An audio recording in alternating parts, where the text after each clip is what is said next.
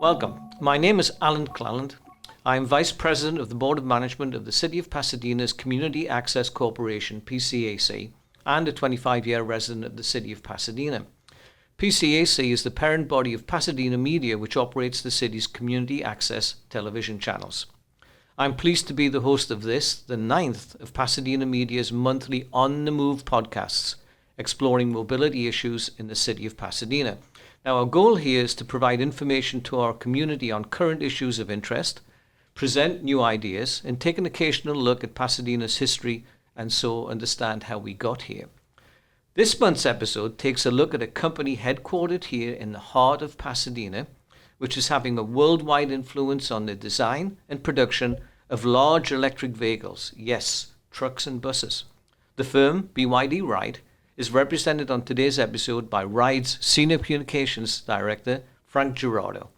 Frank is a Pasadena resident and a name well known to many residents of our Crown City, but for a very different role. Frank, welcome to the On the Move podcast. Thank you for joining me today. Thanks for having me on, Alan. It's a This pleasure. is great. It really is. I never thought that we would be doing a podcast together.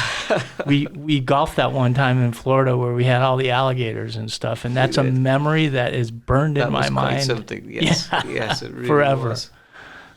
That would explain why we got so many spare balls. We had to use them all. Yeah, we had to. Yeah. Well, on that note, could we please start by focusing on you again and your professional experience, personal links to Pasadena, and your role in RIDE? Sure.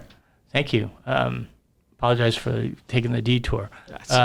RIDE's located, is a spinoff actually of BYD, and BYD, as you know, is the largest manufacturer of electric vehicles in the world. It's a company that's based in China. We build automobiles, forklifts, trucks, buses, school buses.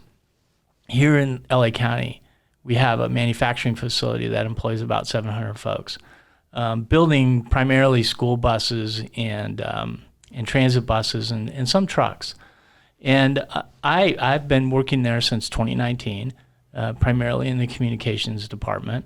I oversee public relations, marketing, and also government relations. So it's quite a footprint for a company that's working to change transportation in the United States.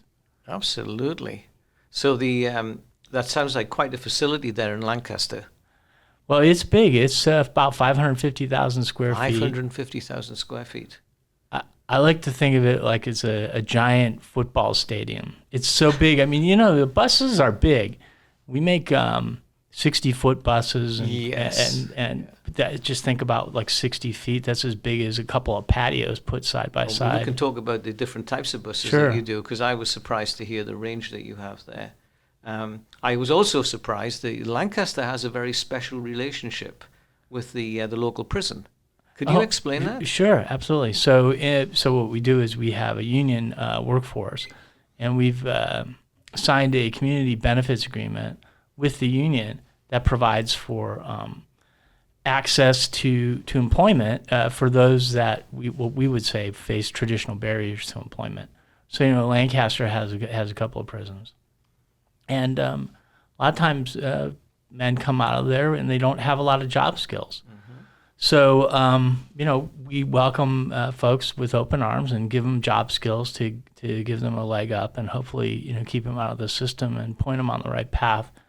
There's some great stories.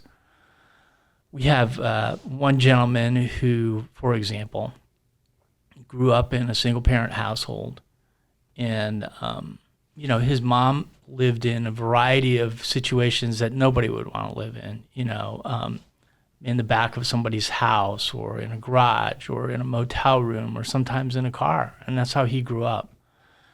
And as he got older, he got in trouble and went to prison a couple of times. One time he was even on not America's Most Wanted, but one of those cops. He was on Cops. Really? Yeah. And the fourth time that he was in prison, he got out, and his wife was pregnant, and she said, I don't want to live like this anymore. You got to Understandably, yeah. got to get a job. So he came down to, our factory and said, I need a job. And they asked him a lot of questions. Well, can you read a blueprint? Do you know what a tape measure looks like? Have you ever turned a screwdriver? And the answer to all those questions was no. But, we said, well, listen, we have a pre-apprenticeship program and an apprenticeship program. Put this man through that. And he stuck with it. And, now, 4 years later, he owns a car. He's not sleeping in one. But more importantly, he owns a home. His job and his wages it gave him the ability to buy a home and live in Tremendous. Lancaster. And I use this one story as an example a lot because I talk about the company a lot. But the thing is, it's a one guy, it's a real guy, but there's 750 people there, many of whom have faced challenges, maybe not prison, maybe just like they don't have a GED, or maybe they had kids at a young age. He is just representative of many of the folks that work there who are finding that through employment, especially in the electric vehicle space. They're able to, change their lives and change their community. Yes. And at the same time. Yeah. So it's to both. Huge thing. And that's additional benefit to the community, of course. Absolutely, it is. There's people coming into the market with training now, obviously. Yeah. I think that in Lancaster and Palmdale, for example, where there's a lot of manufacturing that takes place there, not just for us, but there's also people that make trains. There's people that make airplanes. So having this pool of people that know how to weld and read blueprints and work with high voltage electricity is quite a boon for the community. But I also understand that you got involved, that factory, with some low voltage stuff. Oh yeah, we do. We don't explain that. Low voltage stuff. Well, the COVID. Oh, right, okay. Like we don't do any low voltage stuff. But yes, during COVID. Our company pivoted pretty quickly into one that made masks and PPE. So we made different kinds of masks, like surgical masks, KN95s, N95s, and we also did hand sanitizer. And here in California, we did a huge, I would say, charitable action. We gave out millions of dollars of PPE all over the state. Yeah. So I spent a lot of the pandemic in a truck driving up and down the state, visiting different transit agencies that were our customers and school districts and state offices, delivering the PPE when they needed it. And it made, the thing is, as I mentioned, this is a Chinese company. It's a company that's headquartered in China. Yes, we have American workers here, but the headwinds against companies that are in China in this particular climate are needless to say, headwinds. Yes, they're getting stronger as well. Yes, and so so it's good to be able to not just do things like pass out charitable stuff as public relations, but actually to see the benefits of how that affects people. Yes. As we talked about, my coworker, the same way when you pass out these PPE, it really helped. It helped people in clinics and farm bureaus and all over the state, police departments that had where people were out working actively and faced whatever in the community. Yeah, in the community absolutely. Where this disease was spreading. I mean, not everybody was able to stay home during the pandemic. So the people that weren't. Needed to have some sort of protection against COVID until we've, got a handle on it. Tremendous. That's quite a breadth of coverage of the Lancaster facility. Yeah. But you're here, your office here, it's a quite different corner of Walnut and Lake. Why Pasadena? And what is the significance of that office to the company? Why not? I mean, so Pasadena is a forward-thinking community. Pasadena has a huge high-tech, I would say, presence of businesses here. Mm-hmm. There's people that are in a variety of high-tech spaces, And there was no city that would be more welcoming in Los Angeles County than Pasadena to a business like ours. That's marvelous. So we were very, very excited to be able to. We had been downtown LA. We actually, when I started at the company, we were in an old Studebaker showroom on Figueroa, south of the freeway. So it's quite a step up to come back to Pasadena. Yes. And it's a huge difference between a different environment altogether. Oh yeah, completely. Yeah. Yeah. And the commute's way better too. It did. Well, I used to have an office on Grand, 8th and Grand, and so I know exactly what that comparison is like. Yeah. Excellent. And is the office here, can it be called the America's headquarters for BYD? Actually, the office here is the headquarters for BYD Americas, so that covers our operation in South America, Brazil, Colombia, Chile. Oh, so outside of just the U.S. Oh yeah, the full all the Americas, Mexico, Panama, Ecuador. We have almost 800,000 employees in 40 countries. Oh my goodness! But in the Americas, it's South America, Central America, and then Mexico, Canada, and the United States. So that's the America's headquarters for BYD, and then RIDE, the American spinoff, that's also the headquarters for RIDE as well. And what the difference is between BYD and RIDE is BYD is focused on the passenger vehicle space.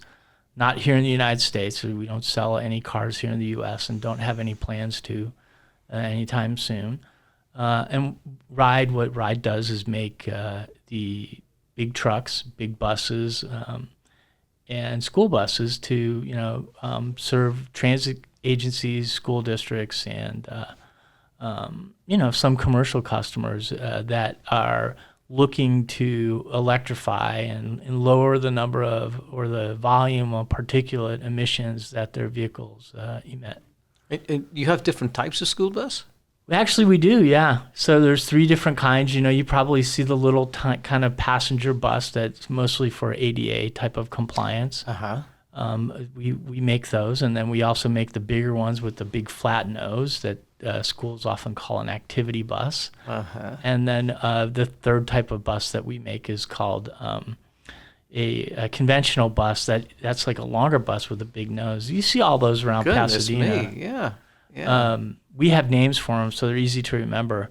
There's 3 types of school bus. There's the A, the C, and the D. We call them the Achiever, the Creator, and the Dreamer. Oh, excellent. Yeah. Oh, great names. Yeah, I like those names. So, what deployments of buses does BYD and RIDE have? That's a great question. So we have, we've deployed. So our first buses actually hit the road here in LA County in 2013. We deployed buses in Long Beach and in the Antelope Valley. So Antelope Valley, where Lancaster is located, is served by a transit authority that is the first transit authority in the United States to have completely electric buses. There's about 84 buses that serve Lancaster, Palmdale, and some of the surrounding communities. Really? So that's the actual local authority that the factory's in. Yes. It has that credit to it. The very first in the U.S. The very first. Whoa. And it's pretty cool, too, because they have commuter buses that are electric that take people from Lancaster and Palmdale in the morning down to Union Station in Los Angeles on electric buses, and then take them home in the afternoon on electric buses, electric coaches, I guess, or what they're technically called. So they are completely and fully electric. I mentioned Long Beach was a customer.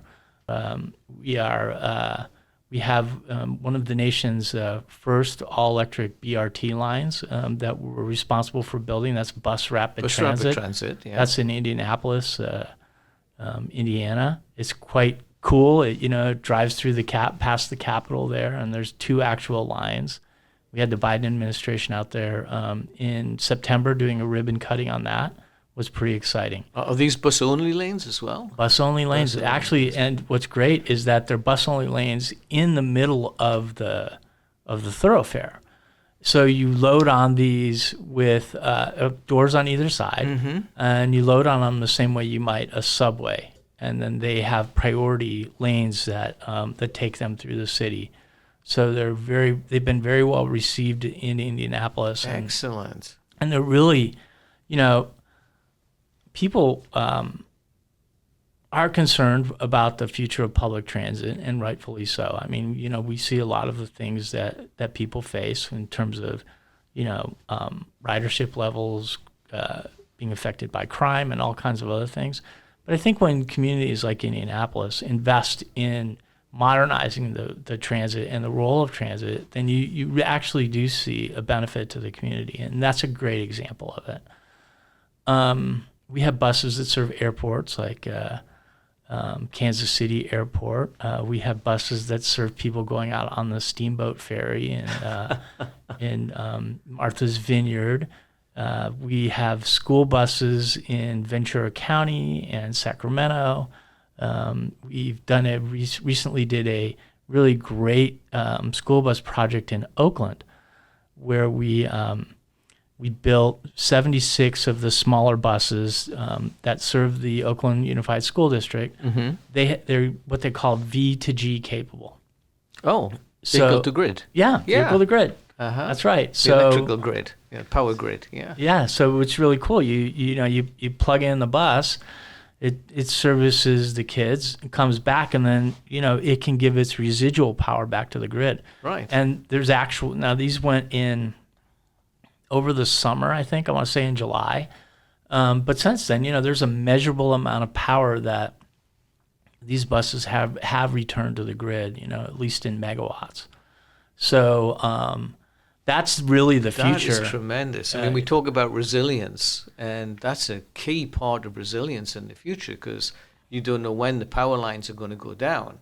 And being able to have that source locally instead of the power coming in remotely is just a tremendous benefit. To me, that's everything. We had these devastating wildfires, and I live up by Woodbury, and my community is destroyed. Yes, absolutely. It's absolutely I drove gone. through there recently, and I do know, after the fire had subsided, and but before cleanup had begun,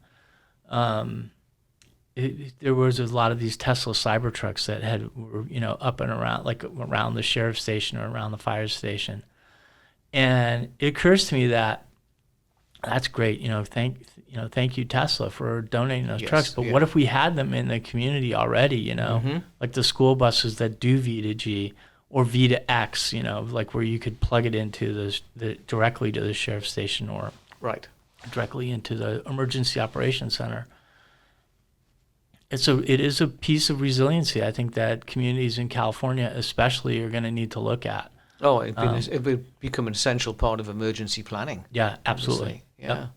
Yeah, so we're really proud of the fact that we're able to, have these. We're already deployed them. We're testing them, and we see how they're doing out there. Excellent. In a real world environment.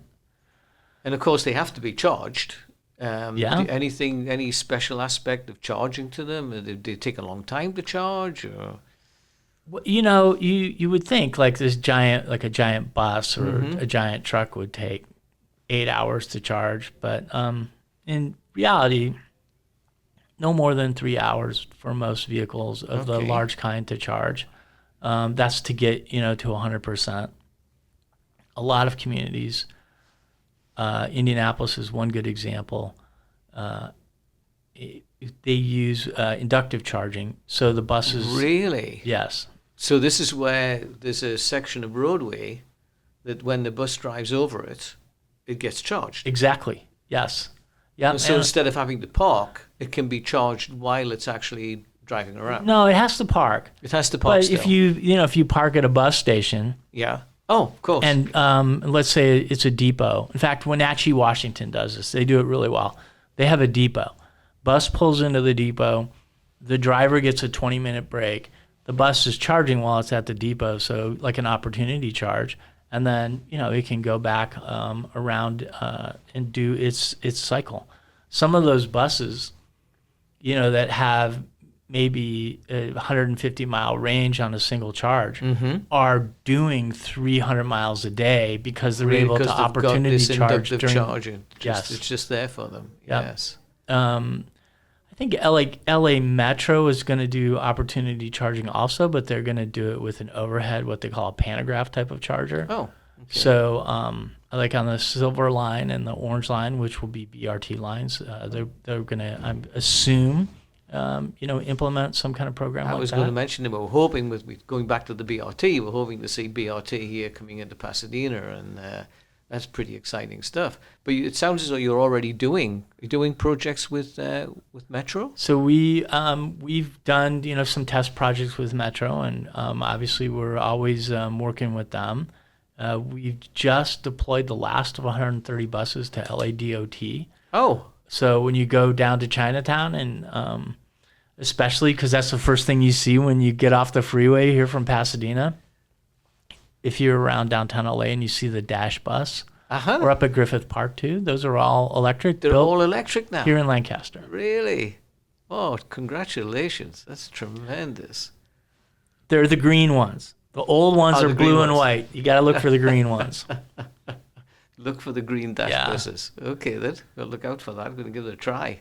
You mentioned, you hinted at the federal funding, and of course the difference between the regular EV market, passenger cars, that's paid with our own private funds. We are going right them, but there are government funds needed to do an expansion of your electric bus fleet, for example. Can you point to any examples where there's some significant funding coming in? So the federal government runs a thing that's called the LONO program. And LONO is specifically designed for transit agencies to fund low and zero emission fleets. Oh. And that's been in place for a long time, and that's typically in in the congressional appropriations bills or done through a continuing resolution. So there's money there. In California, for all kinds of vehicles, for trucks, for buses, even for forklifts. There's a variety of funds available through CARB. It's called HVIP.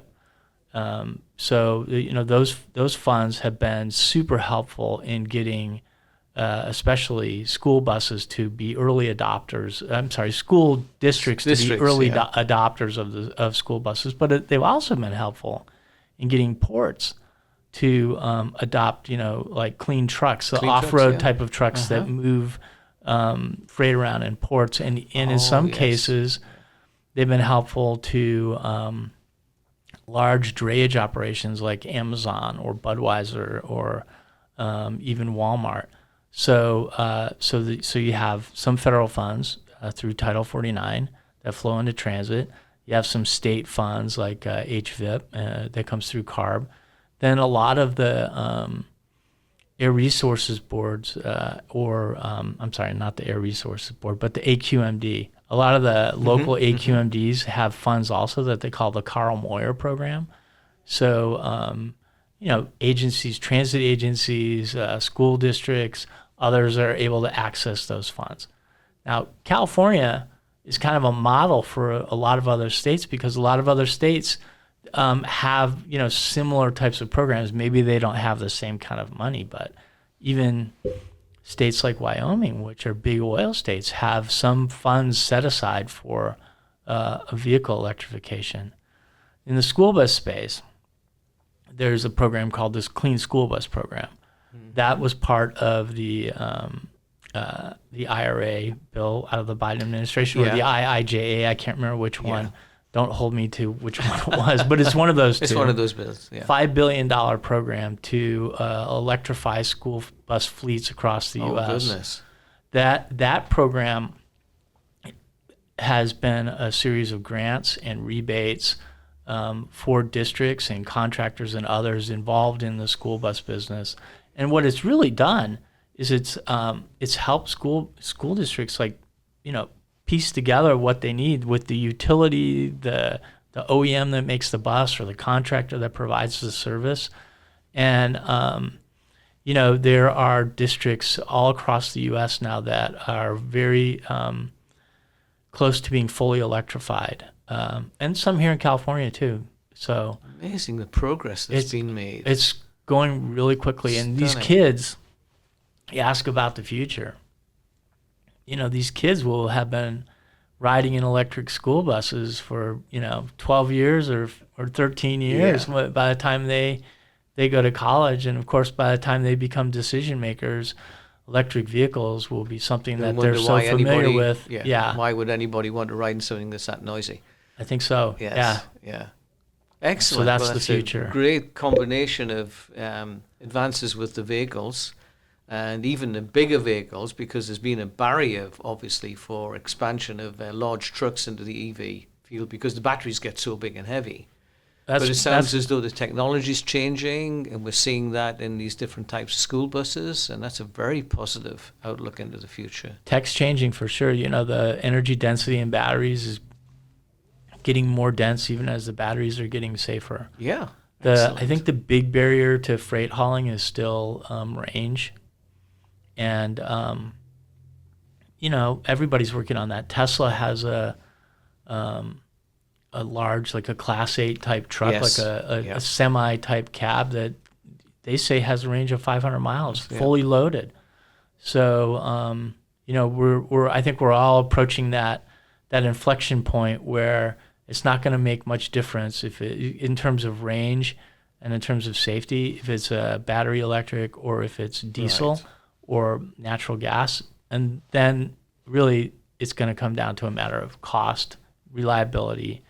And, all the companies like ours are working on those features. Right. And everything's pointing towards the operating cost being cheaper for electric vehicles. 100%. Yeah, absolutely. Well, that's fascinating, Frank. Excellent. What an introduction into a new world of EVs, and it's so gratifying to know that the city that we live in and residents in is right at the heart of that. Excellent. Yes, we're happy to be here. Thank you. Well, thank you very, very much for being here today and filling us in all this new technology. Thanks for having me on. Thank you. Okay. I'd also like to thank the audience for tuning into this episode, and would encourage you to follow future episodes of our podcasts. Thank you very much. Thanks, Frank. Thank you.